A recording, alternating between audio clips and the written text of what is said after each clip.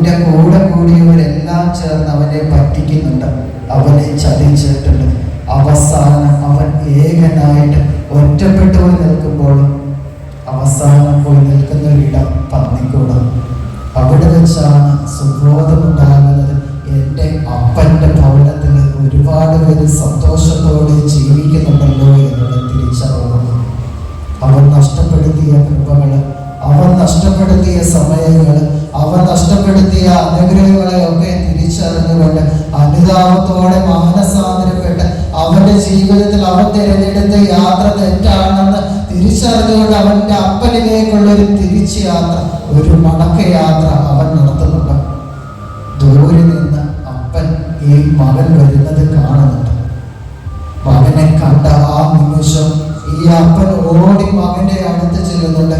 അവനെ കെട്ടിപ്പിടിക്കുന്ന ഒരു സ്നേഹപിതാവായ ചിത്രമാണ് ആ സുവിശേഷ ഭാഗം നമ്മളെ ഓർമ്മപ്പെടുത്തുന്നത്. നമ്മൾ പലപ്പോഴും അപ്പന്മാരിൽ നിന്നും മാതാപിതാക്കളിൽ നിന്നും ദൈവത്തിൽ നിന്നും മാറി പുതിയൊരു പാത തിരഞ്ഞെടുത്ത് നമ്മൾ ചിലരെങ്കിലും പോയിട്ടുണ്ടാകാം.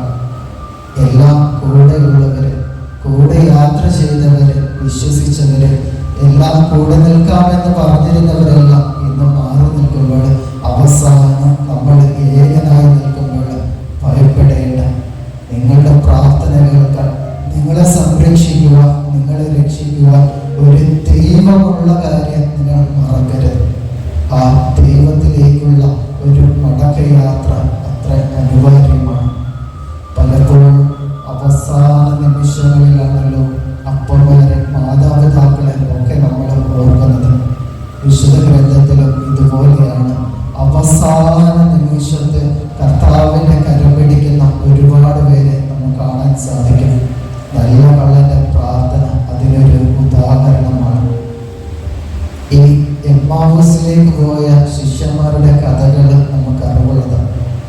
ഈ ലോകകാര്യങ്ങളെക്കുറിച്ച്, നമ്മുടെ രോഗത്തെക്കുറിച്ച്, ജോലിയെക്കുറിച്ച്, നൊമ്പരങ്ങളെക്കുറിച്ച്, സന്തോഷങ്ങളെക്കുറിച്ചൊക്കെ നമ്മൾ പങ്കുവയ്ക്കാറുണ്ട്.